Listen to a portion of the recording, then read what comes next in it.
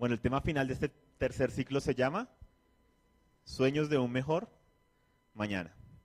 ¿Listo? Lo que hemos visto, Dios tiene un propósito con la humanidad. En el primer ciclo, mientras exploramos Génesis 1 y 2, vimos cómo este propósito eterno de un lugar donde habitar, de hijos e hijas y una amada, esencia de su esencia, ha sido el sueño de Dios. Y lo vemos tanto en Génesis 1 y 2 como en Apocalipsis 21 y 22, en el principio y en el fin de nuestras Biblias. Pero como vimos luego en el segundo ciclo, la humanidad escoge su autosuficiencia por encima del anhelo de Dios, escoge una vida centrada en sí misma, sin propósito ni dirección, le dice no a Dios, a su diseño y a su llamado para ellos. Pero la historia no termina ahí, porque si no, pues nos sentaríamos a llorar todos, ¿cierto? Dios continúa con su anhelo eterno de creer en la humanidad, más de lo que ella a veces cree en sí misma y en Dios. Es así como en este tercer ciclo exploramos como un hombre de 80 años, ¿cómo se llamaba ese hombre? Abraham, muy bien, o Abraham hasta que cambió su nombre. Es llamado a dejar su tierra, seguir una vida de dependencia a Dios y por medio de su descendencia bendecir a todas las familias de la tierra, mostrando así el propósito eterno de Dios, un lugar donde habitar, hijos e hijas para el Padre y una amada para Jesucristo. Esto es lo que Israel, ¿cierto?, estaba llamada a mostrar al mundo, el sueño eterno de Dios. Por eso en Éxodo 29:46 dice: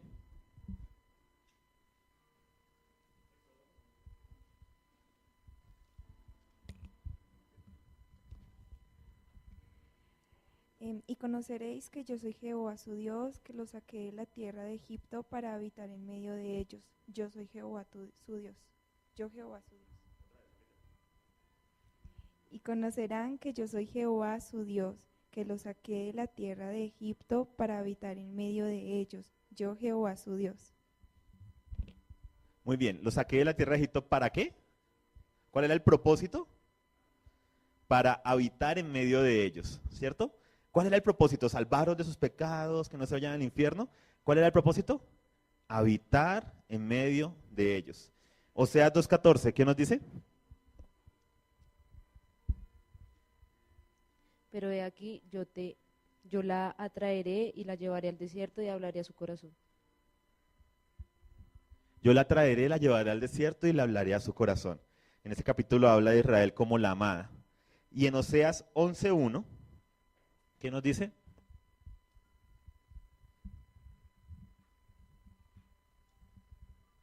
Cuando Israel era muchacho, yo lo amé, y de Egipto llamé a mi hijo.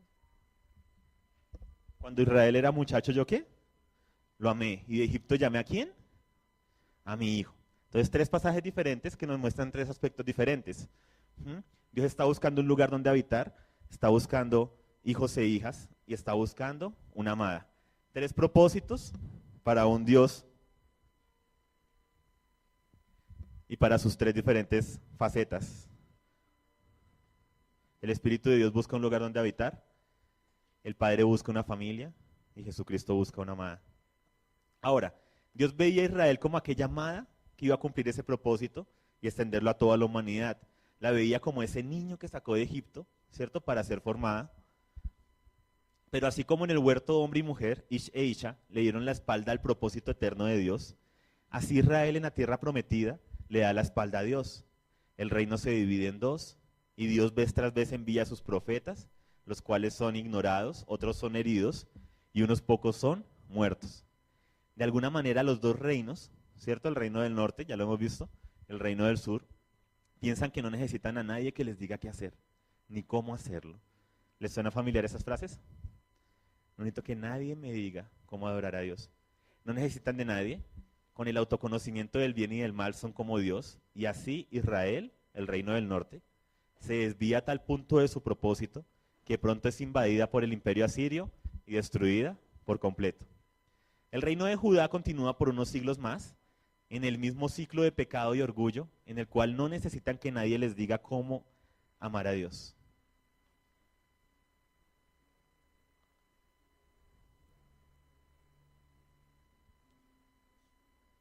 Ellos lo hacen a su manera, así quebranten sus mandamientos, al punto de matar a los mensajeros de Dios y aún al punto de matar a uno de los mensajeros de Dios en la misma casa de Dios, como vimos en la sesión anterior.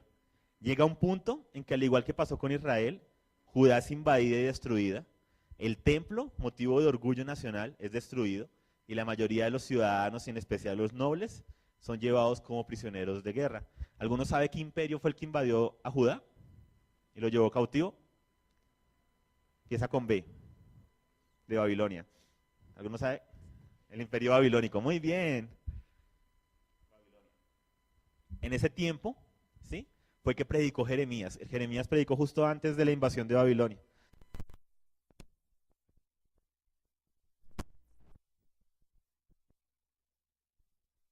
Aproximadamente 70 años.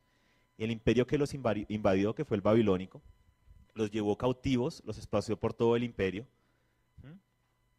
¿Por qué? Porque lo que buscaban ellos era establecer otra cultura, la cultura del imperio babilónico. Entonces la manera de hacerlo era tomando a las personas, no matándolas, pero tomándolas y metiéndolas en otras ciudades que ya tenían la cultura de Babilonia, con el fin de que perdieran su cultura y su identidad como nación, se asimilaran al imperio babilónico y no fueran un problema más adelante, si no se fueran a rebelar, no se fueran a unir. Entonces llega y los esparce por todo el imperio y algo interesante acontece.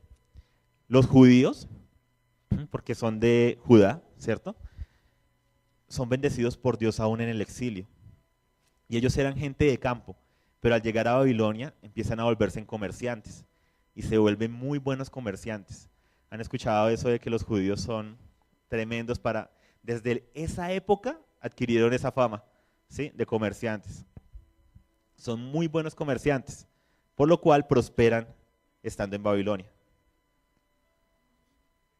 Entonces algo acontece, los años comienzan a pasar, los judíos se empiezan a acomodar, empiezan a prosperar económicamente, los judíos religiosos llorarían por el templo, pero para preservar sus creencias, ya que el templo había sido ¿qué?, destruido, habían sido esparcidos por todo lado, entonces ellos crean unos edificios especiales donde deciden reunirse cada cierto tiempo a estudiar la ley y así poder conservar su herencia y su cultura.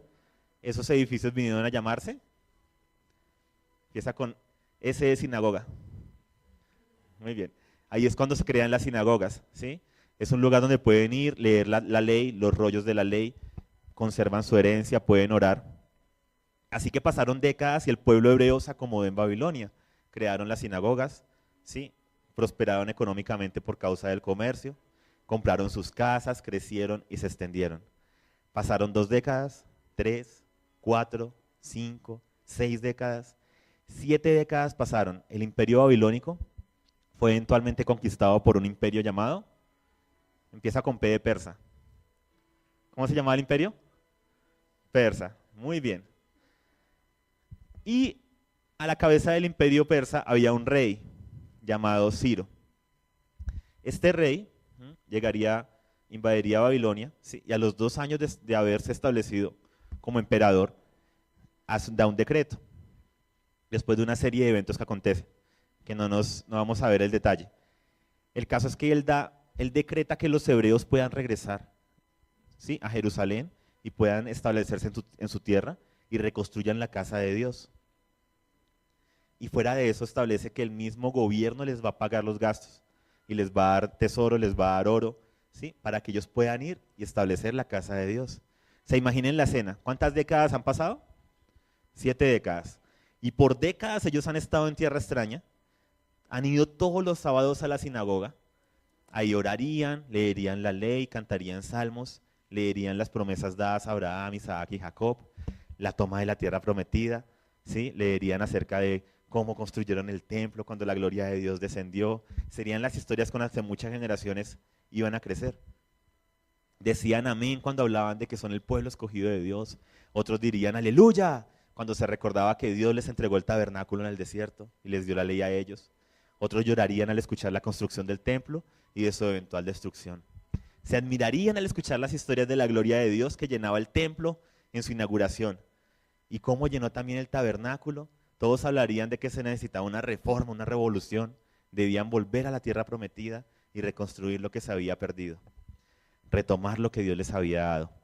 Esa sería su rutina durante años, ¿sí? Cada 8 días, cada 8 días.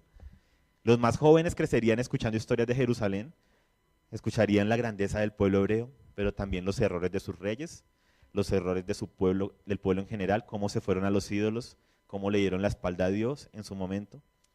Y ahí están los hebreos en las sinagogas, alzan sus manos, adoran al Dios del cielo con salmos escritos por el rey David, hablan de la gloria de Sión, la gloria de Jerusalén, cantan acerca de Jerusalén, cantan acerca de la tierra que fluye leche y miel, ¿sí? La añoran, la cantan de la gloria del Señor en el templo. Y entonces un día a esa sinagoga llegan mensajeros. Un día cualquiera traen buenas nuevas. Hay un decreto y pueden volver a continuar cumpliendo el sueño de Dios.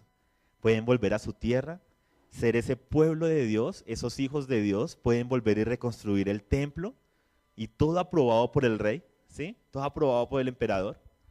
Pueden volver a comenzar de nuevo, ser esa amada para el amado, guardada, dedicada, entregada totalmente a él y a sus anhelos.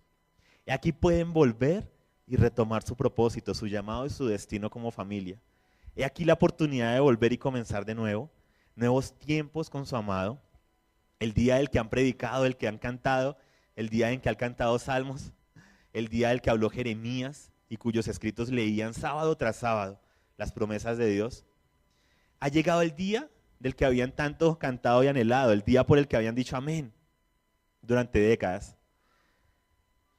Y aquí pueden convertir sus palabras en hechos al retornar a su amada Jerusalén y retomar el proyecto de Dios, su diseño y a su manera. Al escuchar la noticia, el decreto, la oportunidad de volver, la sinagoga queda en silencio.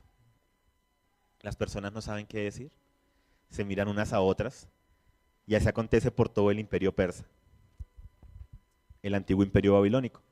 Las noticias del decreto llegan, la hora de poner en acción las canciones que cantan alzando sus manos llega. Llega el momento de cumplir el anhelo a Dios y la mayoría no responde. Quedan en silencio, miran para otro lado, se han acomodado tanto. Cumplir el anhelo a Dios es algo que suena bonito, se ve bien en Facebook, hasta es hermoso cantarlo, alzar las manos, llorar y hablar de ello. Pero cuando llega la hora de vivirlo, ahí todos miran para otro lado como si no fuera con ellos. Se hicieron los de las gafas oscuras. Solo el 2% de todos los judíos que estaban por fuera retornaron a Jerusalén cuando se hizo el llamado, según los estimados, del 2 al 5%. Otros dijeron, bueno, pues no es para tanto, ¿no? Tampoco hay que ser tan radicales. Otros dirían, no hay que ser tan legalistas con eso del templo, igual allá o acá adoramos al Señor, y eso es lo que verdaderamente importa. Otros dirían, no, mira, la ley son más como sugerencias, no para cumplirse al pie de la letra. Dios no se fija en eso. Y así, los tiempos cambian, Dios lo comprende. Y así, comentarios aquí, comentarios allá, todos justificando que no querían volver, ¿sí?, a cumplir aquello que Dios les había mandado siglos atrás, a cumplir el sueño de Dios.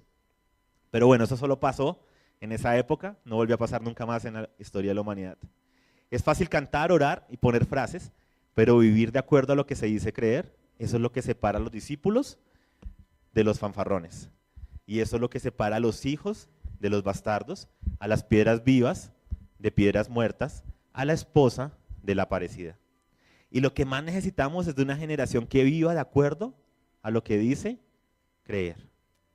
Y es así como únicamente el 5% de los judíos retornan a Jerusalén. Solo un porcentaje pequeño dice sí. Solo un porcentaje pequeño retorna a reconstruir el templo de Dios, a seguir con el propósito de Dios y con la visión de Dios. El resto, 95% de la población, se quedaría en la antigua Babilonia. Y yo me pregunto, ¿cómo se sentirían al ver partir sus amigos, a familiares? ¿Cómo se sentirían al ver las caravanas? ¿Cómo serían las despedidas? Le estaban dando nuevamente la espalda a Dios, a pesar de que cada 8 días iban a cantar, orar y predicar al respecto. ¿Cómo se sentirían el siguiente sábado en la sinagoga, al cantar acerca de la gloria de Sión, de Jerusalén, del templo, de la tierra prometida? ¿Cómo se sentirían cuando los rabinos de la sinagoga sacaran los rollos y leyeran entre ellos las historias de Abraham, de Isaac, de Jacob? ¿Cómo se sentirían al escuchar de la confirmación del trono perpetuo de David, de la construcción del templo de Salomón? Y aquí ellos tienen la oportunidad de hacer historia. ¿Cómo se sentirían a leer al profeta Jeremías, predicando sobre el exilio y sobre los 70 años y la oportunidad de regresar y de que esa palabra se cumpla ante sus ojos y que ellos le están dando la espalda. Tuvieron la oportunidad de participar de la historia de Dios, del sueño de Dios, pero decidieron no hacerlo, a pesar de que se continuaban llamando a sí mismos pueblo de Dios. Continuaban guardando ciertos aspectos de la ley según les convenía, iban a la sinagoga, hacían todo lo correcto a su manera. Ese es el poder de Babilonia, de la religiosidad. Hace que te acomodes, que te estanques espiritualmente, aunque en apariencia todo esté bien. O sea, mírenlos a ellos, tienen sus casas, tienen posesiones, tienen comercio, les va súper bien, ¿sí? Pueden aportar mucho dinero a la sinagoga, la tienen lo más de bonita, han creado edificios para ir y calmar conciencia cada semana, lo tienen todo, ¿qué más pueden pedir? Babilonia se establece con un diseño que busca que tú te acomodes. Eso es lo que busca Babilonia, que tú ¿qué? Te acomodes y que no participes en construir el sueño de Dios. Te hace no involucrarte, no comprometerte con los anhelos de Dios, aunque puedas hablar de ello. Y por eso es que es tan complicado el sistema babilónico. Porque se arraiga en la vida de una persona y puede hablar de ello, cantar de ello, leer acerca de ello y escuchar de ello, pero no puede vivir lo que cree. Pero en su mente, como la persona cree que lo cree, ¿sí me hago entender? Cree que todo está bien, porque está autoengañado. Babilonia lo ha engañado, lo ha llevado cautivo. Y Babilonia desafortunadamente es la que se mueven miles de cristianos que van cada 8 días a un culto, oran, cantan, incluso pueden llorar, escuchan una palabra, dicen amén, aleluya, gloria a Dios, pero luego actúan de una manera totalmente contraria a lo que dicen creer. Aunque si les preguntas te dirán, no, yo soy cristiano, creo en Dios. O sea, con sus bocas dicen aquello que sus hechos niegan. Ese es el poder de Babilonia. Por eso es tan peligrosa. Por eso es tan peligroso caer cautivo, ¿sí?, de Babilonia. Busca que el hombre se acostumbre a ser hipócrita. Y cuando tú ya te crees tus propias mentiras, solo el poder de Dios te puede sacar de ahí. Solo Jesucristo lo puede hacer. Gracias a Dios porque Él sí lo puede hacer. Y es así como la persona se puede creer el cuento de que Dios no se fija en aquellas cosas. O sea, imaginen, el Dios de diseños, que no dejó al azar nada, ¿cierto?, en el universo, no dejó al azar nada en el tabernáculo, hasta la ropa interior de los sacerdotes la diseñó Él mismo, dio el color, dio la tela, dio la fibra, la última fibra, dijo cómo debían ser las columnas, dónde iba el oro, dónde iba la plata. O sea, cada detalle, ¿cierto?, del tabernáculo, que era una sombra y una representación de su verdadera casa. ¿Cuál es su verdadera casa? Nosotros, ¿cierto? ¿Cuál es su verdadera casa? Nosotros. Entonces, en aquello que era una representación, no dejó al azar nada. ¿Ustedes creen que en su verdadera casa, que somos nosotros, va a dejar algo al azar? Porque Él no se fija en eso. Pero ese es el poder de la religiosidad. Enceguece, ciega la mente, es el poder de las tinieblas, te quitan los ojos y no puedes ponerle ni siquiera lógica al asunto. Porque a veces ni siquiera es un asunto de fe, es un asunto de lógica. O sea, si Dios es mi Padre, ¿no debería hacer yo lo que Él diga? ¿Sí? Si Dios es mi Señor, ¿no debería yo obedecerle? ¿Sí o no? Si yo soy su casa, ¿no debería Él decidir lo que pasa en esta vida? ¿En mi vida? O sea, ni siquiera son asuntos de fe, ¿sí?, únicamente. La sola lógica, ¿sí? La sola lógica nos muestra que algo está mal, ¿sí? Que Babilonia ha ejercido una influencia muy grande sobre el pueblo cristiano. Pero a veces ni siquiera la lógica la tienen muchos. Desafortunadamente Babilonia convence de creerse las propias mentiras y han justificado por tanto tiempo el pecado y hay una manera de actuar contraria a Dios, incluso con un lenguaje pseudoespiritual. Es que Dios no se fija en eso. Es que eso depende de la interpretación que se le dé de la palabra, etcétera, etcétera. O sea, han dicho por tanto tiempo las mismas excusas que ya se las han creído. Y estamos luchando contra décadas y décadas, incluso siglos de tradición. Ahora, Dios nos ha dado una visión, ¿cierto? Una visión de cosas simples realmente. Simplemente esto, de que vivamos de acuerdo a lo que decimos creer. Suena sencillo, ¿cierto? Vivir de acuerdo a lo que se dice creer. Dile al que está a tu lado.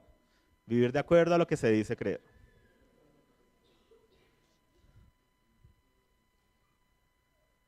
O sea, creemos en que Dios es el principio de todo, vivamos de acuerdo a ello. Creemos en que Jesucristo es la revelación de este Dios que formó todo, vivamos de acuerdo a ello. Creemos que la Biblia narra la historia de Dios de principio a fin, pues vivamos de acuerdo a ello. O sea, creemos que el Espíritu Santo mora en nosotros, vivamos de acuerdo a ello. O sea, es un asunto de lógica, ¿sí? ¿Crees algo? Hazlo. Babilonia desafía toda lógica.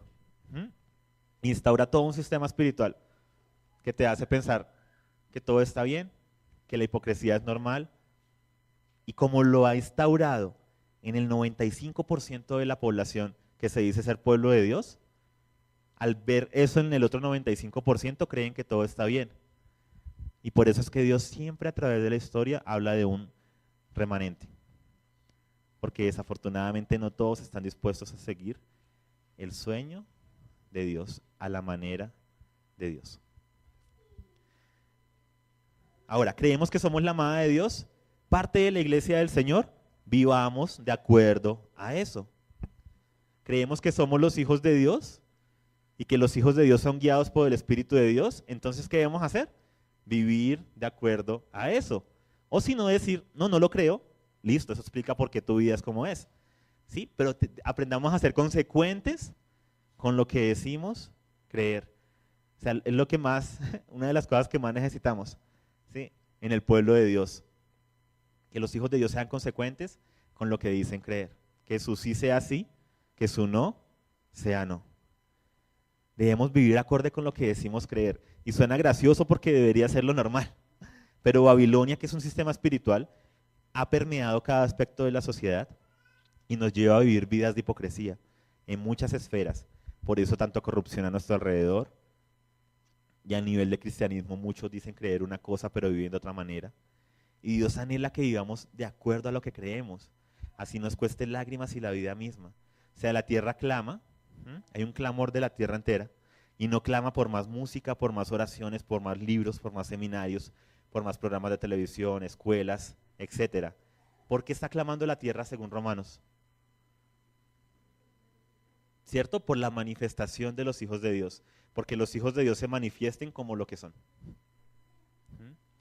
Y yo creo que nosotros somos esa generación. Yo creo que nosotros somos esa generación de radicales, de valientes. Que nuestro sí es sí y nuestro no es no. ¿Ustedes lo creen? Conste, porque si dicen amén, tienen que vivir de acuerdo a lo que creen. Yo creo que somos personas con visión, con propósito, con destino, que anhelamos tomar del árbol de la vida, renunciando a todo aquello que es menos que Jesucristo en nuestras vidas y viviendo en pos de Él, de sus anhelos y sus deseos, haciendo la voluntad del Padre en todo momento y en todo lugar. Así que 5% de las personas retornan a Jerusalén. Este remanente de fieles que llegaron dejaron su comodidad, dejaron sus vidas mismas, dejaron sus trabajos, sus propiedades, para ir y comenzar de nuevo, para ir y hacer parte de la historia de Dios. Los más jóvenes ni siquiera habían visto a Jerusalén nunca. Nunca conocieron el templo, la ciudad santa. Solo habían escuchado las historias de su grandeza y también de su bajeza, cuando llegaron incluso a matar a un sacerdote en el atrio del templo. La mayor parte está en ruinas. Los ancianos lloran de felicidad y de tristeza cuando llegan a la ciudad. Lo primero que hace ese 5% de la población es establecerse en las ciudades vecinas. Y pasados unos meses, 7 exactamente, hacen una convocatoria para que todos se presenten en Jerusalén. Es así como todos suben a la colina donde solía estar el templo. Ahora solo hay ruinas, hay piedras chamuscadas, ¿sí? De que fueron quemadas en su momento, fue arrasado el lugar. Solo hay ruinas alrededor, todo se ve deprimente. Ese era el lugar donde estaba el templo de Dios, donde debía brillar como una luz para la humanidad. Pero al alejarse de su propósito y de su destino, no había más que ruinas en ese lugar. Es una imagen deprimente, pero es una imagen de la humanidad. Hay muchos templos que están en ruinas. ¿Cuál es el templo del Espíritu de Dios? Nuestro cuerpo. Primera de Corintios, Pablo lo dice. ¿No saben que su cuerpo es templo de el Espíritu de Dios y el Espíritu de Dios habita en ustedes? ¿Cuál es el templo del Espíritu de Dios? Nuestro cuerpo, ¿cierto? El hombre. O sea que esto era solo una representación de una realidad espiritual de la humanidad. Muchos templos están en ruinas, muchas vidas están en ruina, en muchos sentidos, espiritual, almático, corporal. Y lo primero que necesitan es el ser levantadas. Así que ellos llegan al lugar, ¿sí? Llegan a la colina, unos llorando, otros felices de estar ahí, los más jóvenes impresionados porque los ancianos les están contando, miren, acá estaba el templo y aquí estaba el altar, ¿sí? Y allá estaba el atrio, ¿sí? Allá estaba la muralla. Ellos limpian los escombros y lo primero que levantan es el altar. Había mucho temor en los corazones de ellos. Los vecinos, las ciudades vecinas, todos los miraban mal. Se imaginen, 7 décadas, esa ciudad prácticamente abandonada, y de repente llega un grupo de gente a establecerse en la ciudad, que aunque eran pocos comparados con todos los que debían haber regresado, eran muchos, ¿sí? para haber llegado a esa ciudad a establecerse. Entonces todos los pueblos alrededor los miraban mal, no querían que se establecieran ahí. Y ellos regresan, construyen sus casas, y al reconstruir el altar del sacrificio, estos hombres y mujeres que habían dejado su comodidad para ir a Jerusalén, comenzaron a adorar. Celebraron la fiesta de los tabernáculos, una hermosa fiesta que es sombra y figura de Jesucristo, pero que no nos compete ver el día de hoy. Nuestros hermanos nos contarán al respecto en septiembre. Se establecieron en tiendas como cuando estaban en el desierto y durante una semana estuvieron celebrando, cantando, adorando, haciendo sacrificios, de acuerdo a lo que la ley decía para esas fechas. A pesar de que las personas alrededor los insultaban, se burlaban de ellos, los trataban con hostilidad.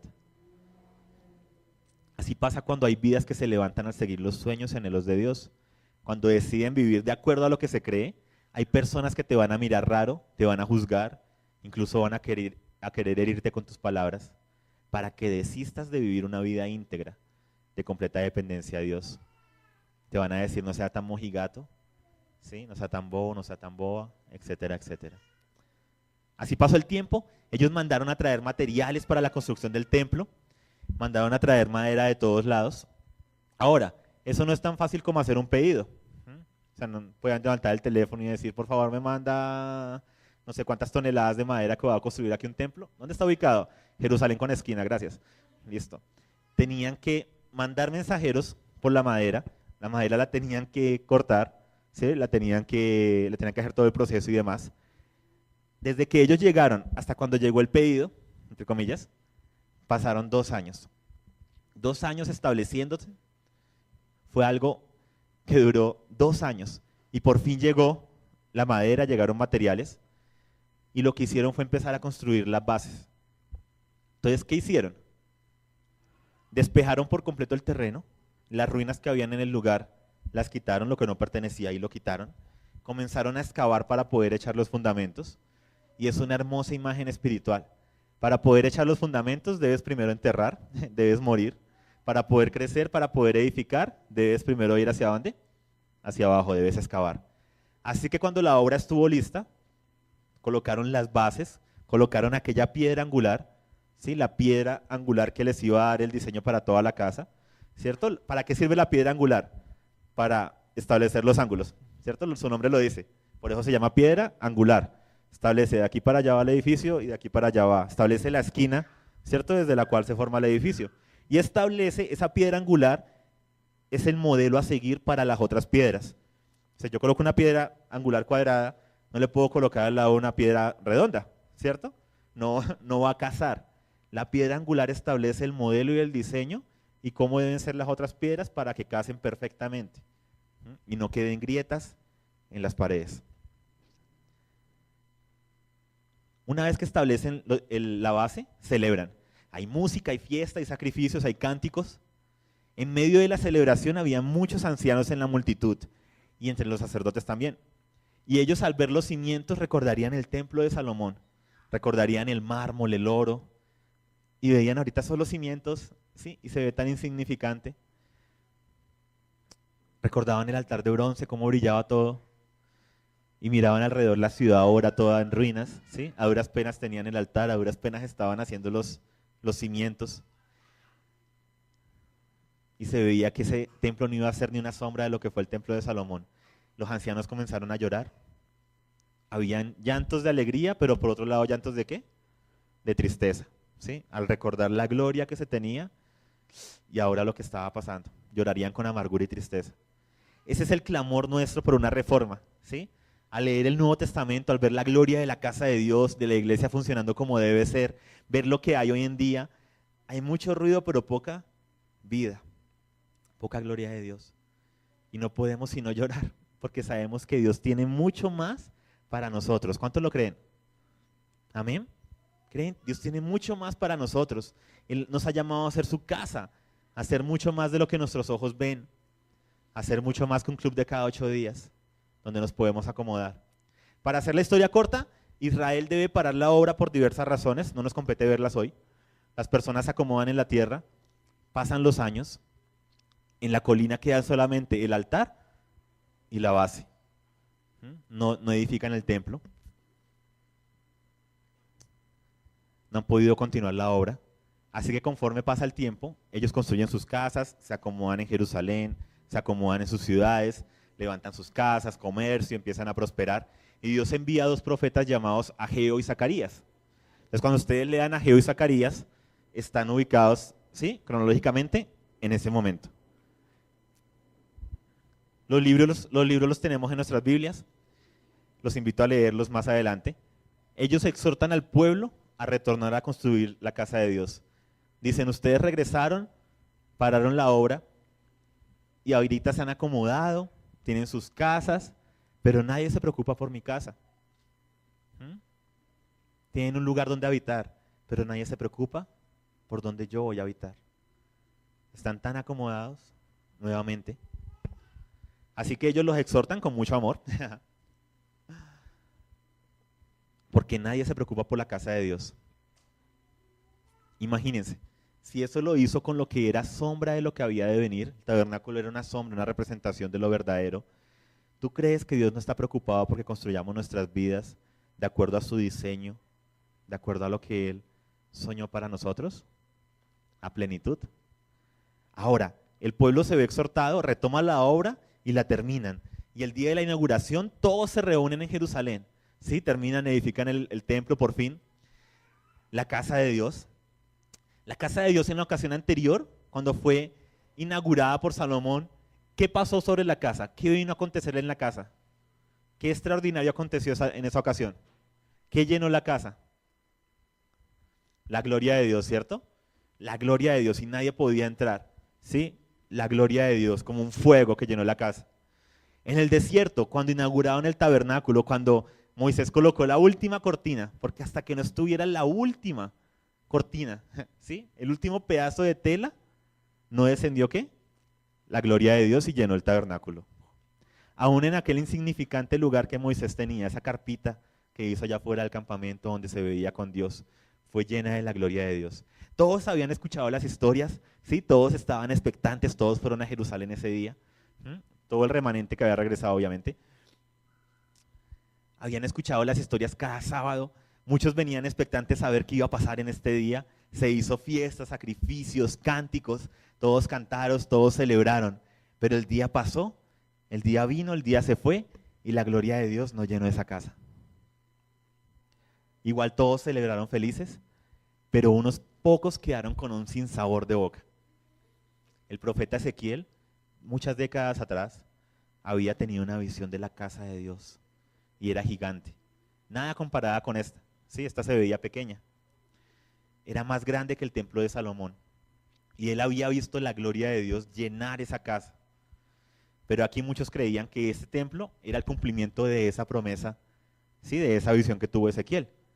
Pero primero, no cumplía el tamaño. Y segundo, no hubo gloria de Dios que lo llenara. Y tenían razón. ¿Por qué? Porque Dios había determinado un nuevo templo más grande, más sublime, ¿sí? Como nunca lo habían visto, como nunca lo habían esperado. Y en su momento lo iba a inaugurar con estruendo y con fuego caído del cielo. Pero este no era. Este seguía siendo una sombra y una figura de lo que había de venir. Un templo no hecho por manos, pero hecho por Dios mismo. Según el relato de Génesis, ese hermoso poema de Génesis 1 y 2, ¿con qué, sí, forma Dios a los animales?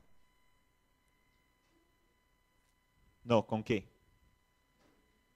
Con su palabra, ¿cierto? ¿Con qué forma las aves de los cielos? Su palabra, ¿cierto? ¿Con qué forma las estrellas? Con su palabra, ¿cierto? Y dijo Dios, y dijo Dios, y dijo Dios, y dijo, ¿quién? Dios. Y él dice, voy a hacer un tabernáculo no hecho de manos humanas. ¿Qué fue lo único que Dios formó con sus propias manos? Al hombre, fue lo único que no formó con su palabra. Fue lo único que no dijo, sea el hombre. Fue lo único que dijo, eso es tan especial. Sí, esto es mi especial tesoro, que yo tengo que meter mis manos.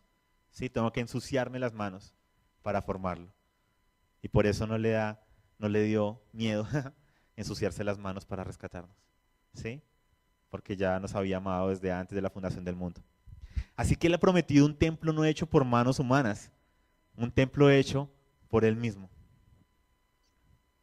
y para él mismo. Entonces, Judá, Benjamín y Leví, que son las tribus que habían en esa región, que regresan, que se establecen, no son una nación libre, están bajo el imperio persa. Pasan los años, pasan los siglos, el imperio persa es reemplazado por otro imperio. ¿Saben cómo se llama el siguiente imperio? Empieza con R de Roma. El imperio romano, muy bien. Es reemplazado por el imperio romano. La región queda establecida otra vez como Judá, ese es su nombre, aunque ahí estén las tribus de Judá, Benjamín y Leví, se siguen llamando ¿cómo? Judá. De ahí el nombre de judíos. Judá no volvería a ser una nación libre, como lo fue en algún momento, sería una colonia del imperio romano, tendría un gobernante al que llamarían su rey, pero también tendrían un gobernante romano que estaría por encima de todos ellos. Y aunque tenían el templo en Jerusalén, aún así construyeron sinagogas a lo largo del territorio de Judá. Levantaron en cada ciudad sinagogas. ¿Por qué? Para conservar sus costumbres y para conservar la ley. La idea era que si volvían a invadir Jerusalén, si la volvían a destruir, pues por lo menos en las sinagogas tenían rollos de la ley, podían conservar su herencia, su cultura, y así fue como nació y se consolidó realmente la sinagoga. Ahora, el templo continúa en pie, los levitas cumplen sus funciones, todos volverían a una especie de rutina, pero algo faltaba, aunque nadie se atrevía a decirlo. No tenían la presencia de Dios. Cantaban, alababan, oraban, hacían los sacrificios de la mañana y de la tarde, las oraciones de la mañana y de la tarde, hacían todas las fiestas del año, eran tiempos muy hermosos, ¿sí? Se reunían, gozaban, felices, pero no tenían la presencia de Dios. Y algo faltaba. En este periodo se consolidó lo que nosotros conocemos como el Antiguo Testamento, los escritos de la ley, los profetas y los salmos. Fue donde más se hicieron copias, se mandaban a las sinagogas con el propósito de que ellos decían, si nos vuelven a invadir, no nos van a quitar lo que Dios nos ha dado, no nos van a quitar la ley, no nos van a quitar nuestra herencia. Entonces ahí fue donde más copias se hicieron. Los hebreos irían fielmente a la sinagoga a escuchar las lecturas, ahí se hablaría del futuro, siempre se leería el rollo de la ley, de cómo Dios los volvería a establecer y cumplir la promesa de Abraham, de cómo Dios va a levantar un Mesías, un Salvador, para salvar a su pueblo de haberse desviado de su propósito, de su destino. Ahí se hablaría, se empezaría a hablar más fuertemente de este Mesías. Ellos tenían una meta de ser luz a las naciones, pero se habían hecho como una más de ellas. Desde el momento en que le dijeron a Samuel, queremos un Dios como las demás naciones, no queremos que Dios gobierne sobre nosotros. Ellos debían ser la bendición a todas las familias de la tierra, pero habían escondido la bendición.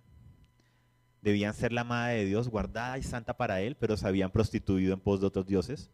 Habían decidido adorar a Dios a su manera, incluso colocando becerros de oro, altares, ¿sí? Adorando ahí, diciendo que estaban adorando al Dios de Israel, y etcétera, etcétera.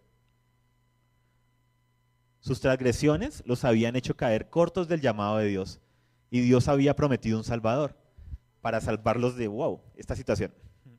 Había prometido a través de los profetas una nueva era, donde todos serían salvos de esta situación de no caminar a la meta de lo que Dios los llamó. Tiene otro nombre. ¿Cómo se llama? Caminar por debajo de la altura de tu llamado se llama pecado. ¿Sí?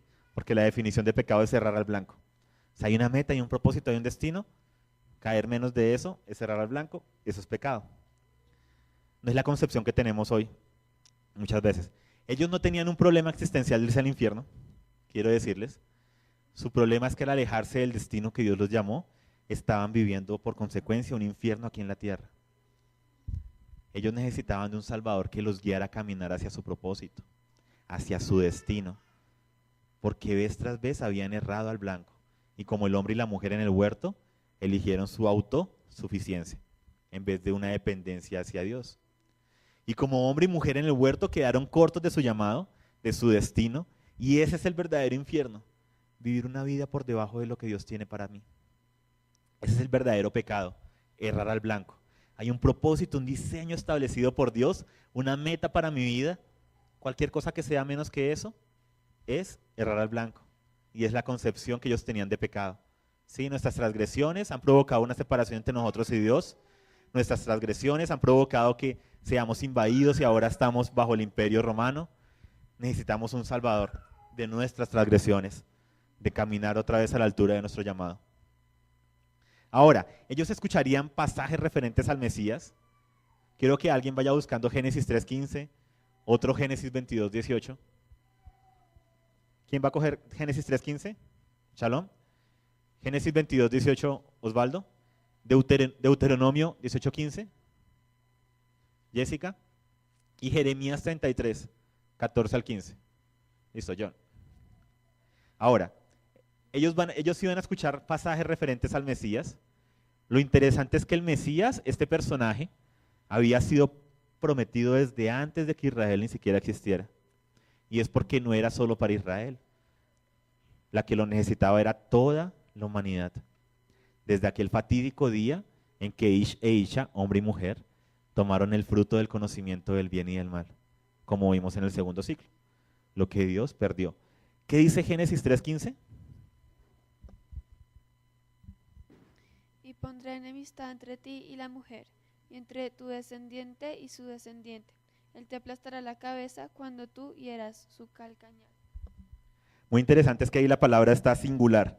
Pondré enemistad entre ti y tu mujer, y la mujer, perdón, entre tu simiente y su simiente, o en esta dice su descendiente. Se hablaba de alguien en particular. Génesis 22:18.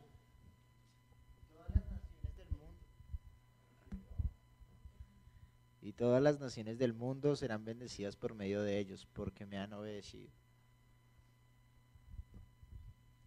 ¿Esa es la Biblia al día? Sí, casi, cerca. En tu simiente serán benditas todas las naciones de la tierra, por cuanto obedeciste a mi voz. Deuteronomio 18:15.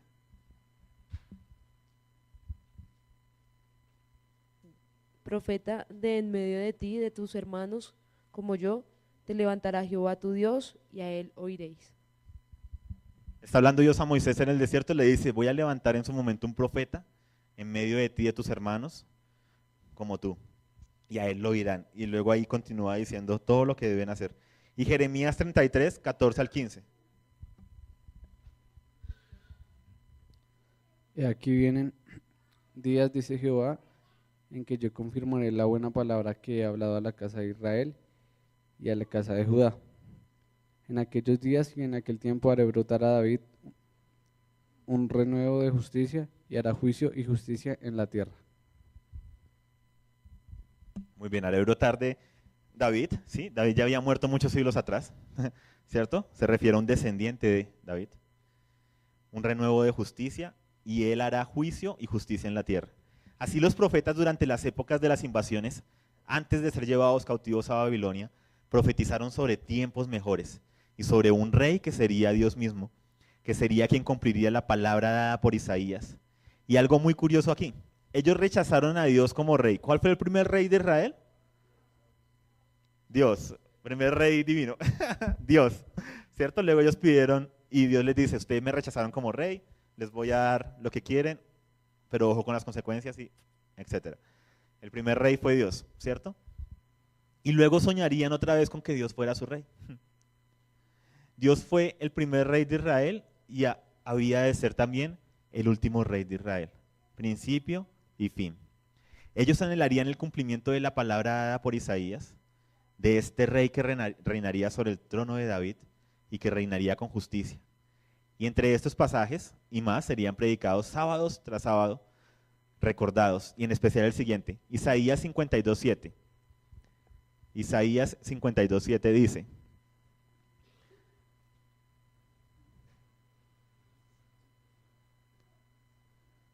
cuán hermosos son sobre los montes los pies del que trae alegres nuevas, del que anuncia la paz, del que trae nuevas del bien, del que publica salvación, del que le dice a Sión, tu Dios reina. Isaías 52:7.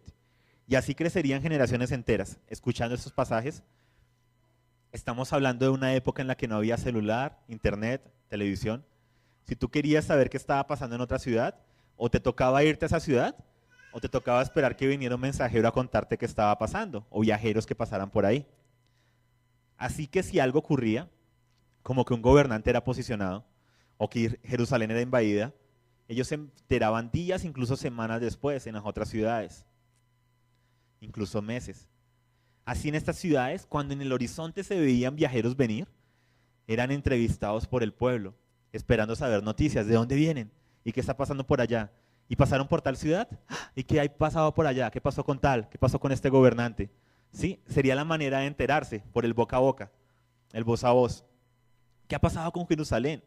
Se enterarían, por ejemplo, de que hubo una revelación hace poco en Jerusalén, pero que pronto fue aplastada. Y así se enterarían por medio de los mensajeros, llegarían noticias de nuevos gobernantes, llegarían noticias de una familia llamada, que luego vendrían a ser conocidos como los Macabeos, de cómo se levantaron en contra del Imperio Romano y luego fueron destruidos. Y un día, unos hombres a caballo llegarían, eran claramente mensajeros, convocarían al pueblo en la plaza. Todos expectantes irían a la plaza a escucharlos para saber qué noticia, qué mensaje traerían de las otras regiones. Y al decir que venían de Jerusalén, pues todos se emocionaron aún más.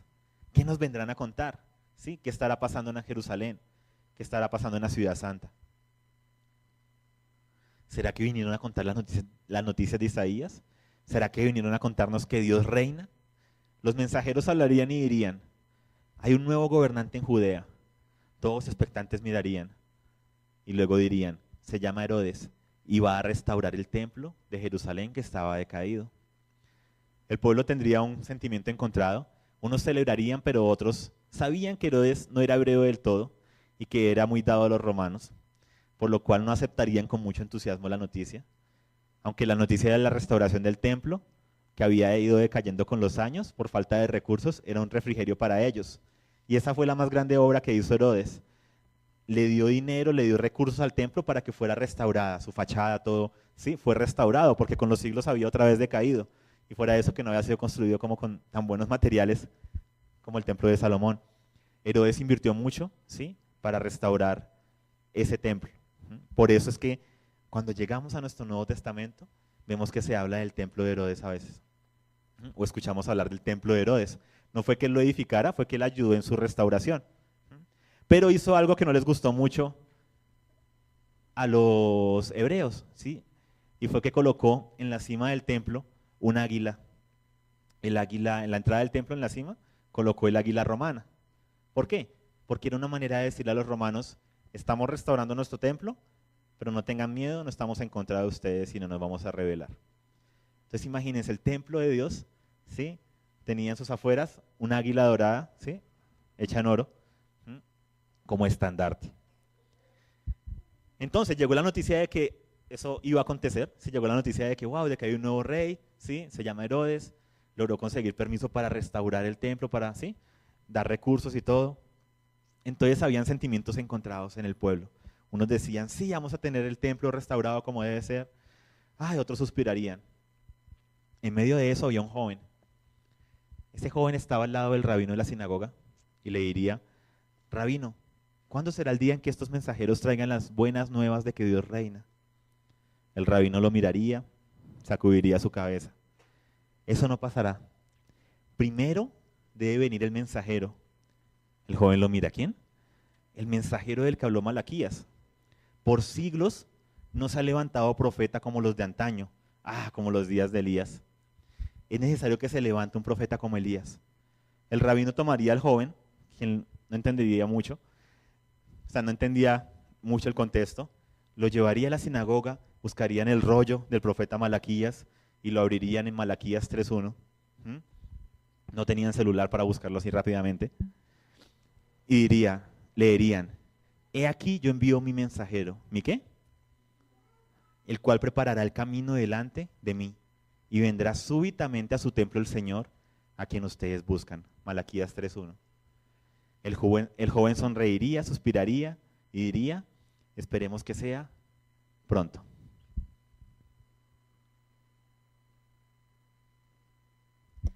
Así que el pueblo que retornó a reconstruir el templo y a Jerusalén, aunque eran pocos, fue creciendo en número. Otros que estaban en Babilonia, al escuchar que Jerusalén estaba siendo construida, reconstruida, al escuchar que estaban prosperando, empezaron a regresar. Sí, ahí sí empezaron a regresar siglos después.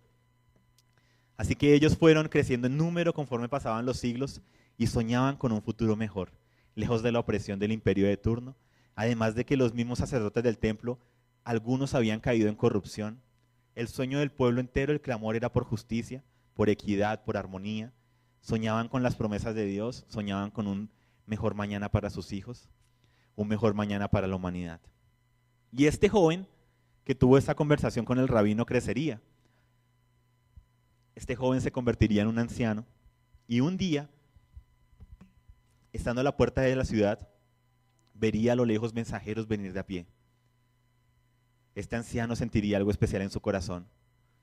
Se levantaría a recibirlos y preguntarles acerca de qué noticias traerían. Ellos sonreirían y le dirían, rabino, hay un profeta, como los de antaño, vestido de pelo de camello y come solo miel silvestre y langosta. Es como un Elías, está predicando el arrepentimiento porque dice que el Señor vuelve pronto.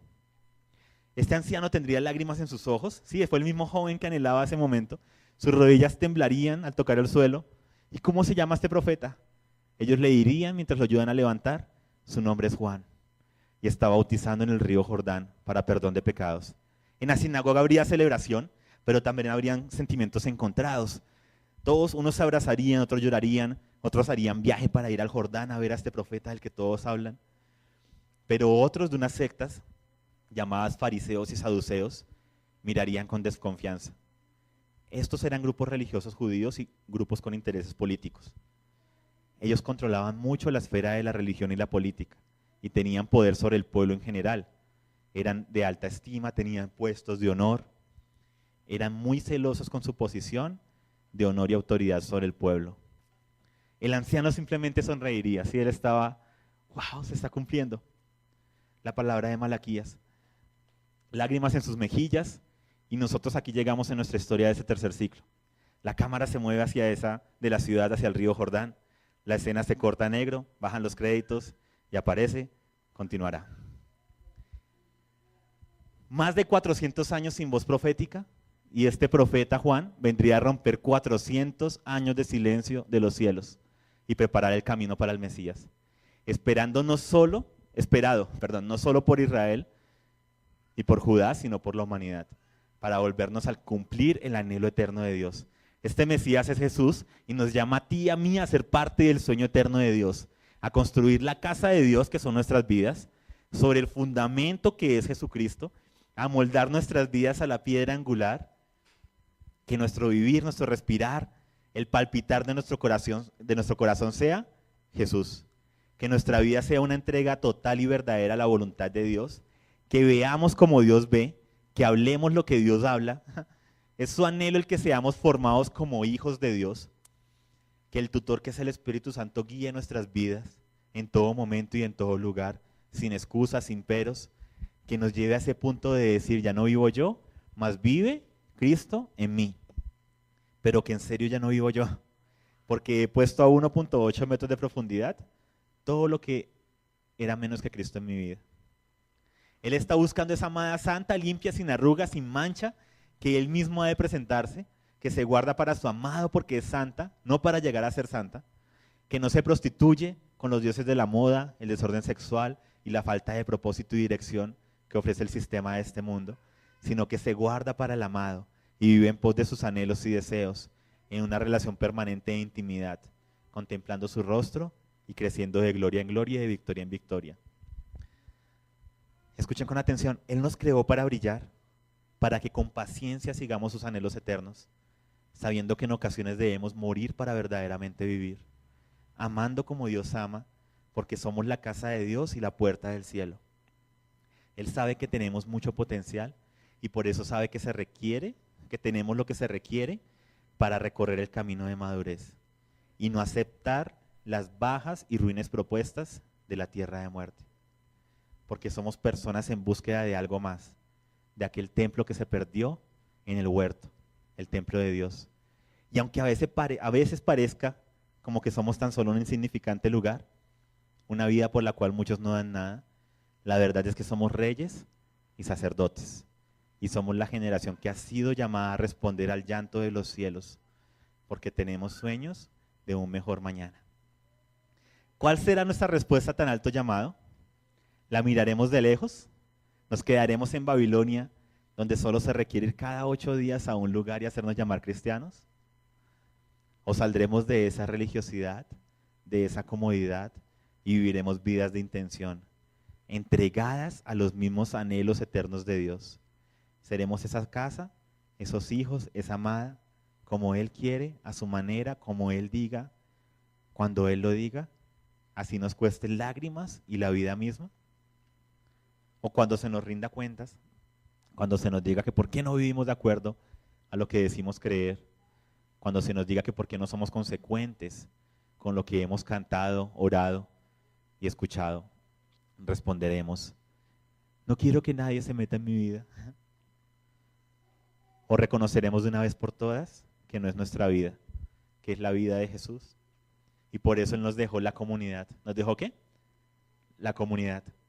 Para que nos exhortemos unos a otros.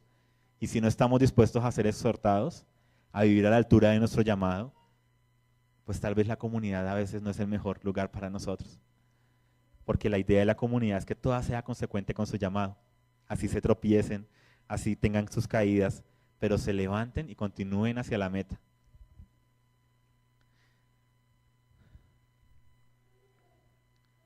Si quieres caminar en pos del sueño de Dios, así tengas tropiezos, si estás dispuesto a levantarte y continuar hacia la meta, avanzar a pesar de los obstáculos, a morir a tus más caros anhelos y tomar tu cruz cada día, entonces bienvenido a este nuevo nivel, a 1.8 metros debajo de la tierra, a vivir lo que decimos creer, porque soñamos con un mañana mejor, un mañana a la manera de Dios.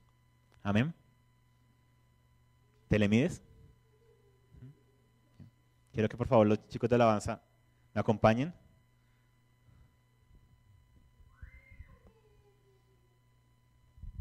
Quiero tener un momento, quiero que guarden sus cosas, ¿sí?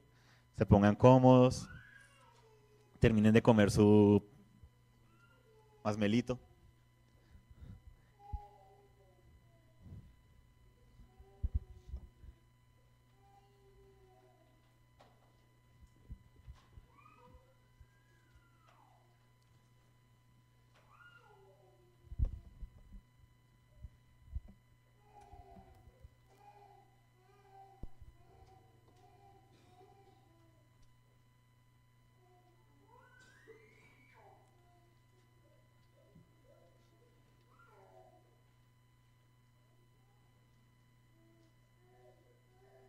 Ese llanto era para el día que los cielos lloraron.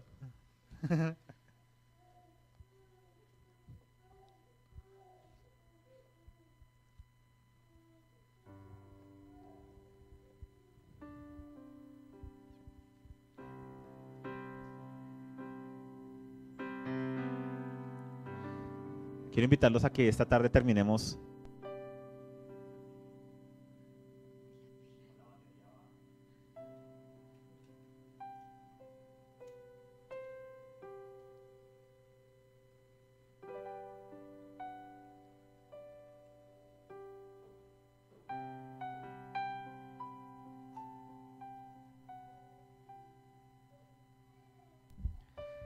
Quiero que lo terminemos con un tiempo muy especial, ¿sí? De alabanza, sí, que nos podamos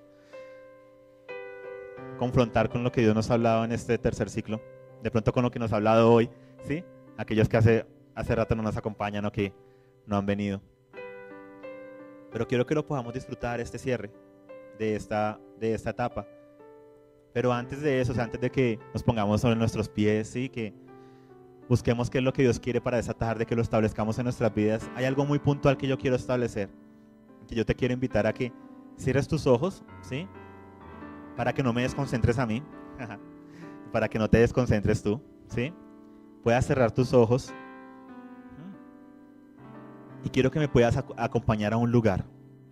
Quiero que me puedas acompañar al templo de Dios, que es tu propia vida.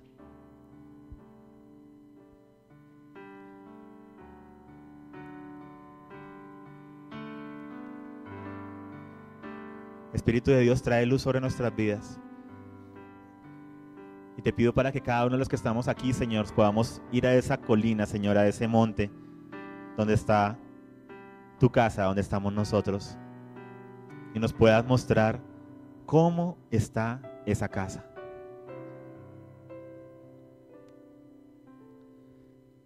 Quiero que puedas ir a ese monte. Y quiero que ahí le puedas preguntar a Dios, ¿cómo está mi casa? Está en ruinas, hay partes que están construidas, pero otras que he dejado atrás. He colocado un águila donde no debe estar porque no pertenece a la casa de Dios. ¿Cómo está mi casa, Señor?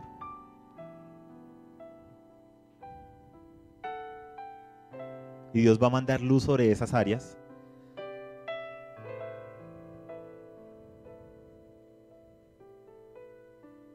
Esas áreas que parece que están en ruinas.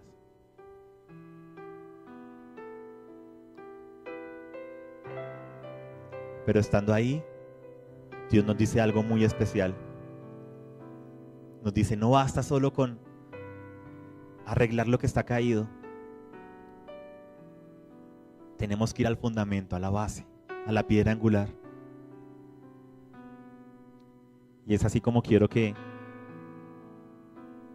puedas ver en la parte más baja, lo que no se ve, lo que está debajo de la colina, debajo de la tierra de tu casa. Quiero que puedas ir y buscar donde está la piedra angular, la primera piedra que fue colocada en tu vida. Y quiero que puedas verla con toda sinceridad y declaro la luz de Dios sobre este momento y sobre ese lugar. ¿Cuál es esa piedra que está ahí colocada? ¿Es Jesucristo o es algo diferente a Jesucristo?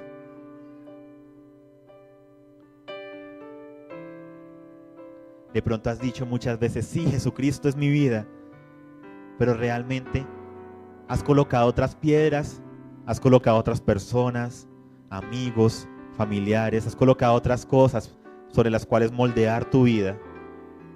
De pronto la falta de perdón te ha llevado a moldear tu vida, llevando una careta en tu corazón y no conforme a Jesucristo, la piedra angular. Así que vamos a hacer algo muy sencillo. Tú vas a identificar qué es aquello que está en el lugar que no le pertenece, qué es aquello que es menos que Cristo y que está ocupando el lugar de esa piedra angular. Y de una manera muy sencilla, con la ayuda de Dios, vas a decir, yo remuevo esta piedra y le vas a colocar nombre. Yo remuevo este fundamento, esta falta de perdón, remuevo esta herida que me hicieron cuando era pequeño y sobre la cual se ha moldeado toda mi vida. Remuevo ese evento que no puedo perdonar de mi padre y que ha marcado toda mi vida porque es menos que Cristo. Me atrevo a quitarlo y a removerlo como el fundamento de quien soy hoy en día, porque no quiero nada que sea menos que Cristo.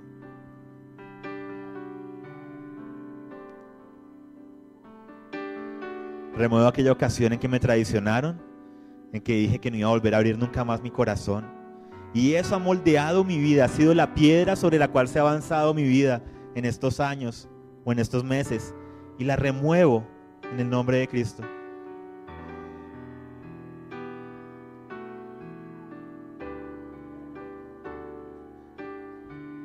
Y quiero que puedas mirar. Vas a remover eso. Vas a subir de nuevo a la colina.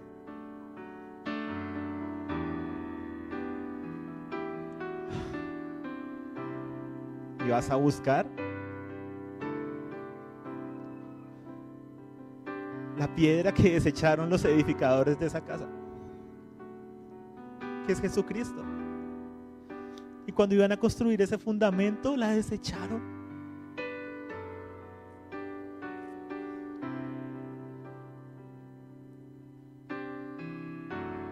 Y vas a tomar esa piedra que es Jesús y vas a llevarla al lugar donde pertenece en tu vida, porque es tu vida.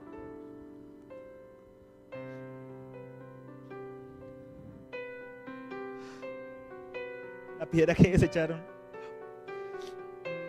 Y la vas a tomar y la vas a colocar en ese lugar donde le pertenece.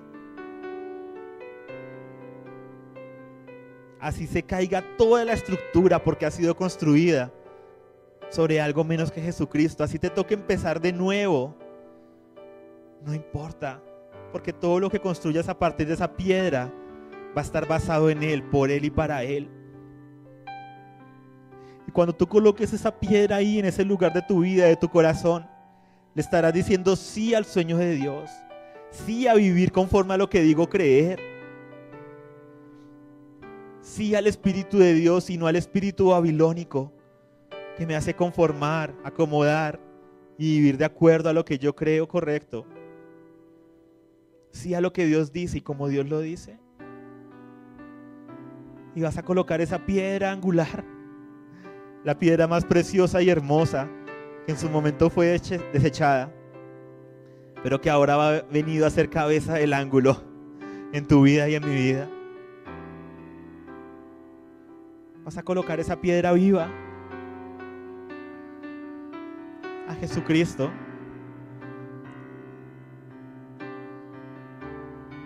Y vas a decirle: Señor, no quiero nada menos que esto en mi vida. Que todo lo que construya en mi vida se mida por esta piedra que eres tú. Que todo en mi carácter, Señor, mi genio, mi mal genio, que lo justifico como parte de mí. Ese mal genio que a veces justifico que es parte de mi personalidad porque soy colérico, colérica. Pero que sé que cuando estalla no te agrada, no trae luz a mi vida y a los que me rodean. No quiero nada que sea menos que lo que tú eres en mi vida. De pronto aquellas mentiras que me acostumbré a veces a decir para evitar regaños, para evitar problemas, pero que sé que no cuadran con esta piedra hermosa y preciosa que eres tú. Y ahí arrodillado, arrodillada delante de esa piedra le vas a decir cómo quieres vivir tu vida de aquí en adelante. Le vas a decir cómo la quieres vivir tú. Yo quiero vivir una vida como lo dice tu palabra, irreprensible. Quiero ser consecuente con esa piedra angular. Quiero que nadie pueda levantar un dedo para acusarme, porque vivo conforme a lo que creo. Quiero que tu Espíritu Santo llene esta habitación, esta casa siempre. No quiero como los judíos tener todo lo externo, pero no tener tu Espíritu dentro de mí.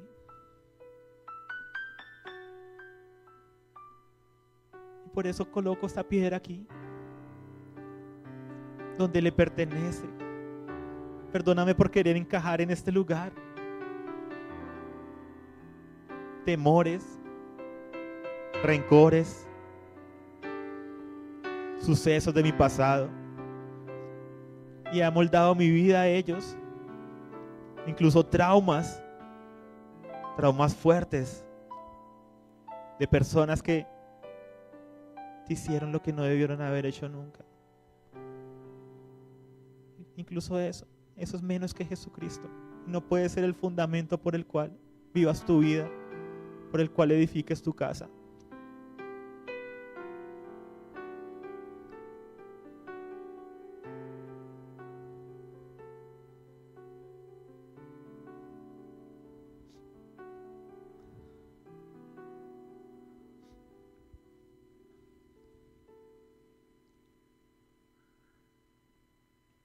Quiero que te alejes de esa piedra angular.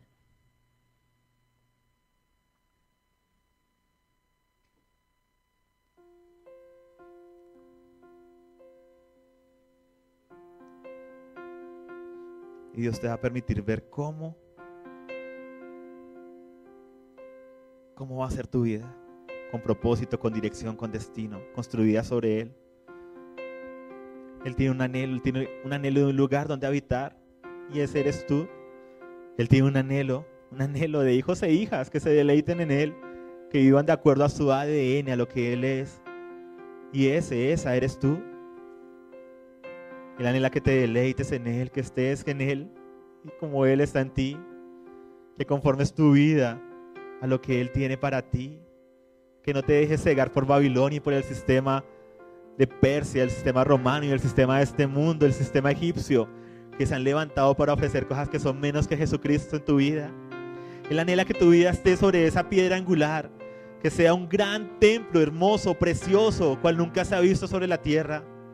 Él anhela que tu vida sea ese lugar donde haya perdón de pecados, perdón para otros, donde que si te insultan tú puedas responder con bendición.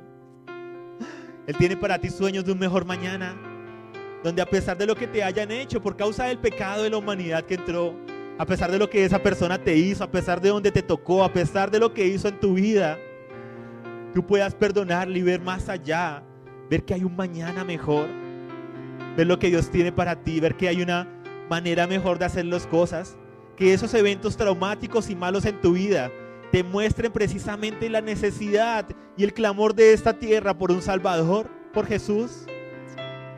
Que pueda tu vida y mi vida ser consecuentes con su llamado. Quiero que veas cómo Dios nos ve libres de toda condenación, de todo pecado, libres de toda injusticia y de toda maldad, caminando a la altura de nuestro llamado, no sufriendo por ser santos, sino caminando porque ya lo somos, no esforzándonos por no pecar, sino que el pecado no es una opción porque tengo un propósito y un destino en Dios. Porque soy la casa de Dios, el templo del Dios vivo. Soy resplandeciente y la presencia de Dios está en mí. No me voy a rebajar de lo que Dios ha dicho que soy. No me voy a comportar como cualquiera, porque yo no soy un cualquiera, no soy una cualquiera. Soy un príncipe, una princesa, soy un rey, una reina de Dios. Soy un rey, un sacerdote. Y me comporto a la altura de mi llamado, porque lo que fluye por mis venas, por esa piedra angular, está brotando sangre y está llevando sangre a todas mis venas, y esa sangre es la sangre de Jesús, y lo que fluye por mis venas es una sangre real, verdadera, divina. No hago el bien para ser bueno, hago el bien porque no puedo evitarlo. No respondo bien para aparentar piedad. Es que lo único que puedo hacer porque Dios habita en mí. Mira cómo Dios te ve, sublime, hermoso, lleno de gozo, aún en la tribulación, aún sí cuando no hay dinero, aún sí cuando hay problemas, sí, aún cuando te molestan, sí, aún cuando todo parece venirse encima. Pero Él es la piedra angular de esa casa, y así vengan los vientos, así venga el río, así venga la tormenta, así se levante lo que se levante, tu vida nunca, nunca podrá ser removida, porque has puesto al Altísimo como tu habitación. Quiero que veas cómo Dios ve. Él te ve viviendo una vida de propósito y de destino, no confundido, herido. Este será el novio para mí, este no será el novio para mí. No hay en relaciones sin sentido, donde tienes una relación hoy, tu corazón es herido, tienes otra, tu corazón es herido. Él te ve viviendo la vida a plenitud, esperando por aquel momento en que puedas darle el sí a alguien, en que puedas establecer una familia. Él te ve con una familia, con hijos e hijas. Él te ve inculcándole esto y mucho más a tus hijos, a tus hijas. Él te ve con una familia hermosa, numerosa. Él te ve discipulando a tus hijos. Él te ve enseñándoles el camino. Él te ve orando con ellos. Él te ve orando con tu amada por aquel momento en que puedan casarse. Él te ve estableciendo familias y generaciones. Él te ve estableciendo el sueño de Dios en esta tierra. Él te ve teniendo tus nietos. Él te ve dando propósito y destino a muchas generaciones y a muchos más. Es así como Dios te ve. Y por eso cuando Él te dice no a algo, es porque Él sabe que eso puede afectar aquel destino hermoso, precioso y sublime que Él tiene para ti. Él tiene un sueño para ti, un sueño para mí. Él tiene un sueño de un mañana mejor para la humanidad. Y tú y yo hacemos parte de ese sueño. Tú y yo hacemos parte de esa promesa y de ese cumplimiento en Cristo Jesús. Y cuando Él te ve, Él ve más allá. ¡Wow! Él te ve trayendo una luz a los afligidos. Él te ve trayendo alimento a los necesitados. Él te ve en esa esquina dando una palabra de aliento a aquella persona que está pidiendo algo de comer. Él te ve levantándolo y llevándolo a un restaurante. Él te ve levantándolo y dándole algo de comer. Él ve todo el potencial que hay en ti para cambiar y transformar vidas. Y por eso, cuando te pide santidad, no te lo pide para que seas un monje, una mojigata, un sacerdote ya metido en un monasterio. Te lo pide porque sabe que hay cosas que te pueden truncar, que te pueden llevar a ser menos de lo que Él ha querido que seas. Él te ve como un rey que cuando ve una tormenta ora y las nubes se disipan. Él te ve como un rey que camina sobre las olas. Él te ve como un sacerdote que ejerce autoridad. Él te ve como aquel que puede darle consejo a tus amigos. Pero dime, si tu vida está destruida, si tu vida está en ruinas, si el fundamento no es Jesús, ¿qué consejo le vas a dar a otros? Por eso Él quiere establecer ese fundamento, porque Él sabe que en ti hay todo el potencial para construir un mejor mañana, para construir un presente, para construir una hora. Y es por eso que Él te dice y te invita a caminar a la altura de tu llamado. Y te dice, yo creo en ti más de lo que tú crees en ti mismo. Déjate guiar por mí, déjate guiar por mi espíritu y te aseguro que vas a tener un mañana mejor del que han soñado. Te aseguro que si mueres a esa relación que tanto te ha costado porque sabes que no es el tiempo, te aseguro que si lo haces te voy a dar algo mucho, mucho mejor. Aquí yo quiero una vida de propósito para ti. Aquí yo quiero que camines y que cada persona que cruce tu camino sea la oportunidad de bendecir a alguien. Que aquel desamparado que pide ayuda no seas como los demás que entran y salen del Transmilenio, que pasan por esa calle todos los días y no lo ven, o que lo ven, sienten algo en su corazón y siguen derecho. Yo quiero que tú seas respuesta para ese necesitado. Yo quiero que tú seas respuesta para tu casa. ¿Sabes por qué tu mamá muchas veces te regaña? ¿Sabes por qué tu mamá muchas veces se levanta contra ti y parecen las peleas y todo? Hay un clamor y un vacío en su corazón. Y yo te he puesto ahí para que tú ayudes a ministrarla, a llenarla. ¿Sabes por qué tu papá es tan duro? Es porque han habido sucesos en su corazón que han colocado otras piedras donde solo debía estar Jesucristo. Y yo no te he colocado ahí para que critiques y murmures de ellos. La casa que me tocó, mi mamá, mi papá. Yo te he colocado a ti como la respuesta para ellos, para que habite yo en medio de ellos, para que habite yo en medio de ellos. Por eso te he establecido a ti ahí en tu hogar. Por eso te he establecido ahí con tu hermana. Cuando tu hermana tiene sus problemas, cuando tu hermano tiene sus problemas y parecen tan insignificantes y tú los ignoras, para él ese problema es todo su mundo. Y yo te he colocado ahí para que seas consejero, para que traigas la paz, porque el príncipe de paz está en ti, porque el consejero está en ti. Yo te he colocado para que seas luz en tu hogar, aquel hogar del que a veces te quejas y murmuras. ¿Sabes por qué tu hogar está tan disfuncional? Si fuera un hogar perfecto no te hubiera colocado ahí. Te colocaba ahí precisamente porque necesitaba un valiente, una valiente como tú, que se atreva a hacer lo que es necesario, a vivir su fe, a creer, a vivir lo que dice creer, así le cueste lágrimas y la vida misma. Por eso te lo he colocado en ese lugar donde a veces a tu alrededor aparece haber tanta miseria, donde hay tanta corrupción, en ese lugar de estudio, en esos compañeros a veces que parece que te oprimieran. ¿Sabes por qué te oprime? ¿Sabes por qué ese que no sabe sin insultar a otros lo hace? Porque no tiene destino ni propósito. Porque tiene un vacío en su corazón y anhela aquello que yo he colocado en ti y yo se lo quiero dar. Y por eso es que requiero que tú te comportes a la altura de tu llamado. Porque tú eres mi hijo, tú eres mi amada y yo habito en ti y tú en mí. Y ese es el sueño de Dios para nosotros, que vivamos de acuerdo a lo que decimos creer, que llevemos, ¿sí?, su luz, su salvación a todo lugar, que traigamos las buenas nuevas de que hay solución para los corazones rotos, para los corazones desamparados, hay solución para las relaciones rotas, para los matrimonios rotos, hay solución para las familias disfuncionales, hay solución para el huérfano que nunca conoció a su padre, porque hay un Padre celestial y hay aquí una familia que está dispuesto a ayudarlo, a levantarlo, a cuidarlo, a preocuparse por él.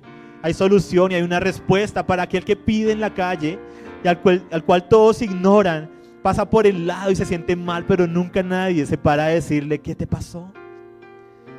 Hay una respuesta para todos ellos y eres tú.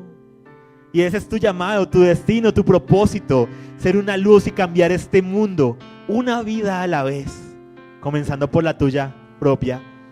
Y por eso estos ciclos, por eso estos temas, por eso lo que vemos, por eso Dios nos exige, por eso Dios nos empuja cada vez más, por eso Dios nos dice: vamos, reacciona, cambia, arrepiéntete. No porque nos quiera evitar el infierno por allá lejos, no, porque Él está viendo el infierno en la tierra y no quiere que eso siga aconteciendo. Y ahí preparado toda una generación de valientes que van a vivir acorde a su llamado, a la altura de su llamado. ¿Te le mides? Esa es la pregunta en esa tarde. ¿Te le mides? Miren cómo Dios ve, ¿sí? Miren cómo Dios nos ve, como una generación esforzada, valiente, llamada a ir más allá de lo que han ido las generaciones anteriores.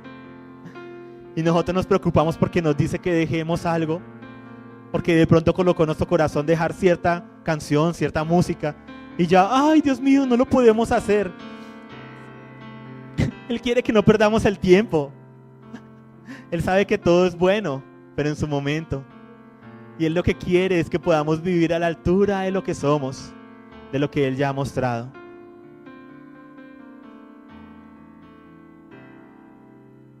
Porque Él tiene sueños de un mejor mañana, de un mejor hoy. Y quiero que jóvenes valientes, esforzados, podamos aprovechar estos últimos minutos que nos quedan de esta tarde, podamos colocarnos sobre nuestros pies. Sí, quiero que puedan elevarse y soñar y verse como Dios los ve. Quiero que puedan colocarse sobre sus pies, quiero que puedan levantarse y ver con los ojos con que Él los ve. Quiero que puedan ver esa piedra angular que ha sido establecida en esta tarde, que es Jesucristo. Quiero que podamos levantar ese clamor. Damos gracias a Dios por la oportunidad que te dio de escuchar esta enseñanza.